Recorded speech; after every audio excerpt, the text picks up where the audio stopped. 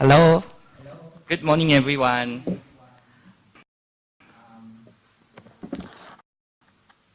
I'm Isao Endo. I'm environmental specialist. I'm working for Asian Development Bank, and I'm managing this project, technical assistance research team. I just these high-ranking government officials, professors in this morning, and they said they are carefully listening to my presentation, so I feel like I'm being tested. I hope I can pass this examination. All right. So I would like to introduce you to this research project. It's a kind of, we suppose this is as a soft launch. We have conducted this study since almost last year. And we would like to sort of present some key findings, and we would like to get your comments and recommendations to improve our work. As a background, let me explain our approach, ADB approach. We just approved our long-term strategy called Strategy 2030. There are about there are 7 big priorities, and environment is one of them. Under this strategy, we would like to strengthen environmental governance. We also like to support our member countries to enhance their institutional capacity. We also would like to promote the use of innovative approaches as well as integrated approaches. And we think that this market-based approaches are the one of those innovative sort of promised ways that we should pursue. So aligned with this strategy, we are supporting our developing member countries by providing knowledge services as well as investment supports. We have been working on this market-based instrument issues in decades, actually.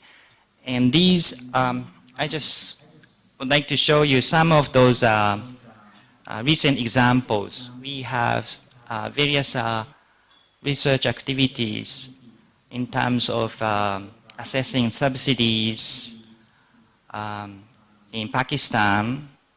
Also, we have conducted sort of the impact assessment of concessional allocation in Myanmar.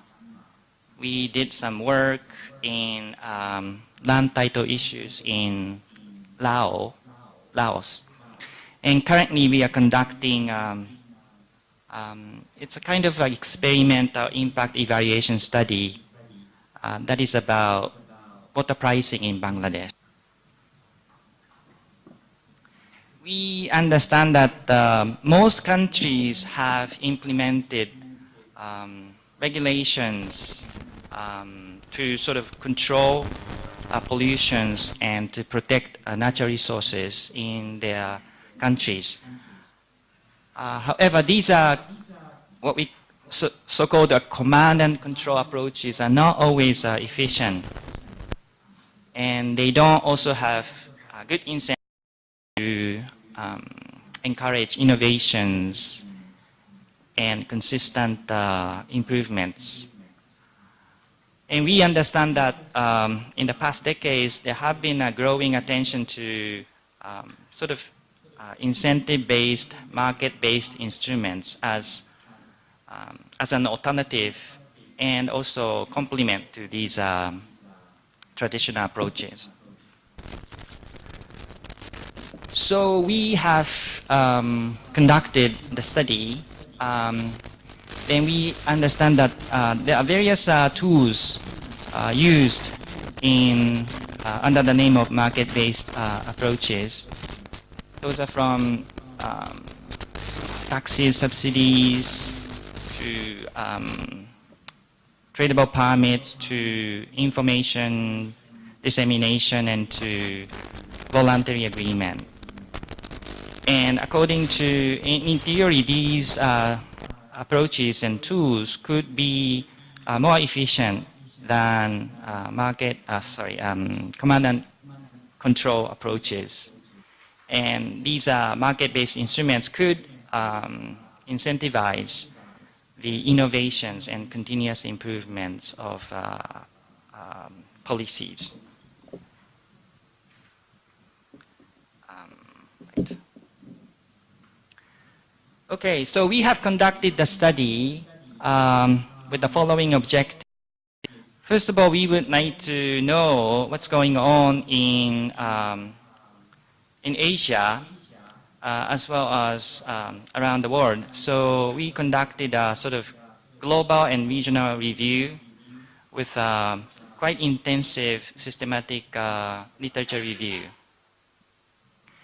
We also analyzed past following examples as case studies. We have compiled a set of good examples, cases in Asia as good practices to be referred to.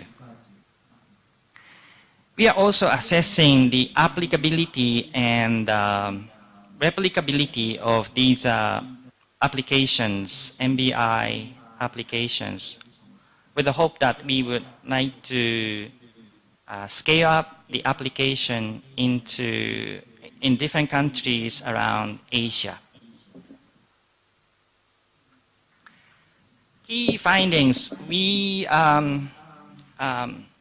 would like to sort of present the key findings in detail, but for now, just summary, we understood that the market-based instruments could not solve the problems, and we understand it's important to have a combination of traditional command and control approaches and market-based approaches to address the problems we face in Asia.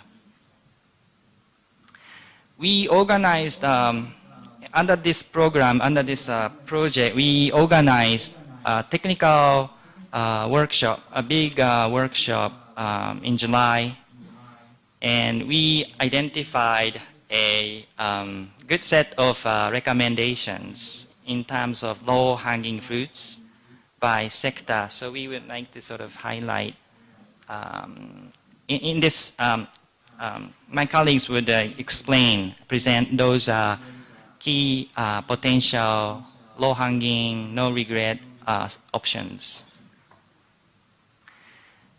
And we also understand that it takes time, it takes a lot of knowledge. We need to learn from applying and testing and refining our market-based approaches. So that's another important finding. The way forward, we compile our findings in a major report of ADB with recommendations for our member countries to implement these, to promote and hopefully implement these market-based instruments. And we will also organize a number of knowledge sharing events. One of them is there's a big conference on eco-compensation in China. And we are going to introduce some of our findings at a conference in Beijing this December.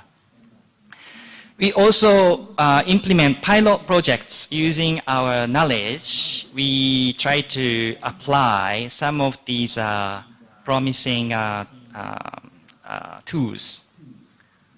And we will see how these applications will go. The last slide, I would like to explain some examples.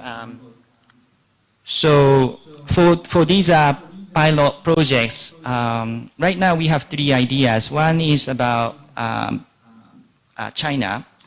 Right now there's a big effort made in terms of making what they call a 14th five-year plan. That's a big national strategy, and they are focusing on market-based instruments as part of their tactics. So we are trying to support China, and we are trying to sort of help them advance the use of market-based instruments at the national level. Another example is about ecotourism. We see ecotourism could be one of good ways to promote sustainable natural resource management. So we are sort of exploring the possibility of using market-based instruments such as fees, taxes, and even trust funds to finance natural resource management, better natural resource management in Nepal and the Philippines. Lastly, this is also an idea, but in Mongolia we are supporting cashmere garment industry, and we are promoting sustainable corporate planning with green financing. And we are thinking about, we are exploring the possibility of introducing certification and labeling programs to sort of make this cashmere industry more sustainably, not only environmental sustainability, but also financial sustainability to be ensured. So in conclusion, I would like to mention that so we understand that market-based instruments could be an efficient alternative and complement to the traditional control and command traditional approach. And we could use a variety of tools under the name of market-based instruments. And it's important to identify what tool or what kind of combination of tools could be applicable and beneficial to the countries. For this aspect, I think our study, based on global and regional literature review and assessment, could be useful, could have good set of recommendations for the countries to refer to. And we, ADB, would like to continue to support our development member countries to advance this initiative by providing knowledge services as well as opportunities for pilot projects. So I think that's all for now.